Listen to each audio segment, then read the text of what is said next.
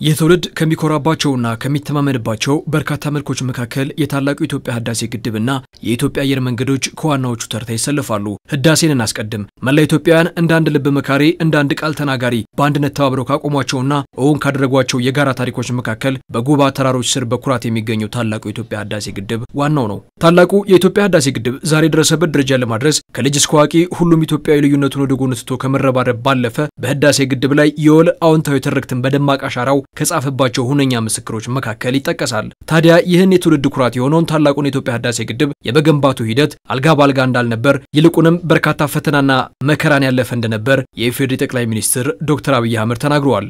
ህዳሴን በሚመለከት እንደተባለው ብዙ ዋጋ የተከፈለበት ነው። አንድ ብር እርዳታም ሆነ ብድር ከውጭ ያልተገኘበት ነው። ብዙ ፈተና አይተንበታል።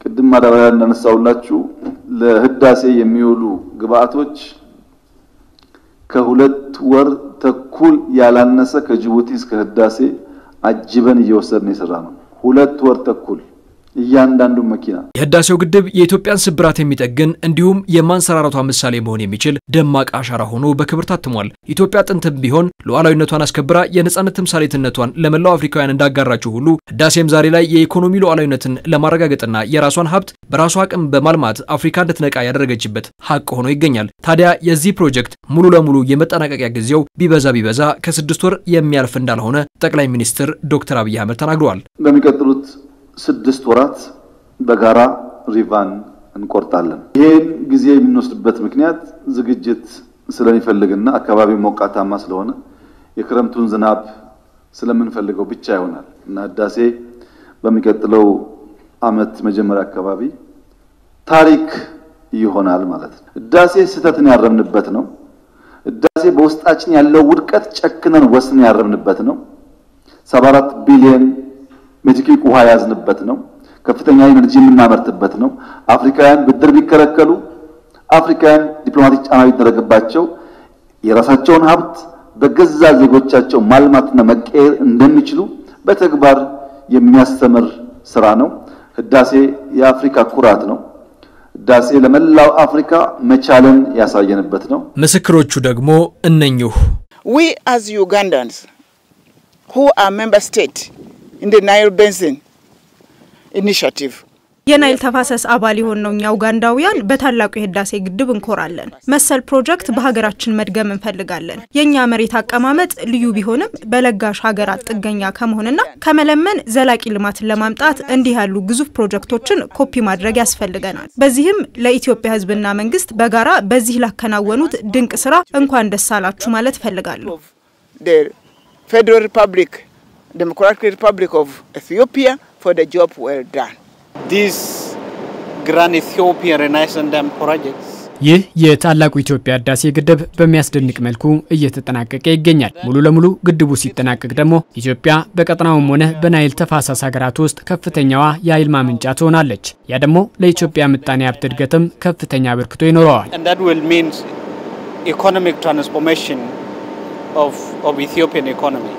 ሌላኛው እንደ ህዳሴው ሁሉ መላ ኢትዮጵያውያንን ከማኩራት አልፎ የአፍሪካውያን ኩራትና መታያ የሆነው የኢትዮጵያ አየር መንገድ ሲሆን የኢትዮጵያን ኢኮኖሚ ወደ ላቀ ደረጃ ከማሸጋገር ባለፈ እንደ ህዳሴው ሁሉ የአፍሪካ ኩራትነቱን የሚያሳድግ በአህጉሪቱ ትልቁን የአየር መንገድ የመገንባት እንቅስቃሴ ውስጥ ይገኛል። የኢትዮጵያ አየር መንገድ በአየር ቁጥር በመዳረሻ ብዛት ኤርፖርቶች አስመርቆ ስራ በማስጀመር የፍላይት ፍሪኩዌንሲን በመጨመር እድገት እያመጣ እንዳለ መታቆት ነው። በዚያው ልክ ትርፋማነቱም ጨምሯል። በተለይ አሁን በአፍሪካ ትልቁን አየር መንገድ ለመገንባት ኤርፖርት ለመገንባት ጥረት ጀምሯል። በርካታ ስራዎች እየተሰሩ ይገኛሉ። በሚቀጥሉት 5-6 ወራት አብዛኛው የዲዛይን የፋይናንስ ጉዳይ ከተጠናቀቀ ስራው እንደሚጀመር ይጠበቃል። ይህ ቅድም የተነሳው አንዱ ሀገራዊ ስትራቴጂክ ፕሮጀክት ተደርጎ ሊወሰድ ይችላል። በፋይናንስ ደረጃ ከህዳሴ ይበልጥ እንደሆነ እንጂ አያንስም። የኢትዮጵያ አየር መንገድ በማንኛውም ሁኔታና ጊዜ ተመራጭና ተወዳጅ መሆኑን በርካቶች በተለያዩ ወቅቶች ይናገሩለታል። የሲኤንኤን ዓለም አቀፍ የአቪዬሽን ኤክስፐርት የሆነው ሪቻርድ ኩዌስትና የኢታሃድ አየር መንገድ ዋና ስራ አስፈጻሚ አንቶን አልዶ ኔቭስም ስለ ኢትዮጵያ አየር መንገድ አስተማማኝነት በተለያየ ጊዜ እንዲህ ብለውለታል። The airline itself is one of the leading airlines of the world. የኢትዮጵያ አየር መንገድ ከዓለም ግንባር ቀደም አየር መንገዶች አንዱ ነው። የኢትዮጵያ መንግስት የአቪዬሽን ዘርፉን በኢኮኖሚው ውስጥ ቁልፍ ሚና እንዲጫወት ወስኖ እየሰራበት ይገኛል። ስለዚህ በርካቶች የሚበሩበት አየር መንገድ ነው። በነገራችን ላይ በሌሎች አየር መንገዶች መብረር አስጨናቂ በሚሆንበት ጊዜ ቅድሚያ ሰጥቼ ከምመርጣቸው አየር መንገዶች ቀዳሚው የኢትዮጵያ አየር መንገድ ነው። It's one of those airlines that when you have worries about any other, you always say, I'll take Ethiopian. Ethiopian is the best airline in Africa. ከአፍሪካ ምርጥ ከሚባሉ አየር መንገዶች መካከል የኢትዮጵያ አየር መንገድ ስለመሆኑ ምንም ጥርጥር የለኝም። ምክንያቱም በኢትዮጵያ አየር መንገድ በበረርኩ ጊዜ በጣም ነው የተንከባከቡኝ። አገልግሎቱም ምርጥ ነበር። Flew at Ethiopian and I really enjoyed the service.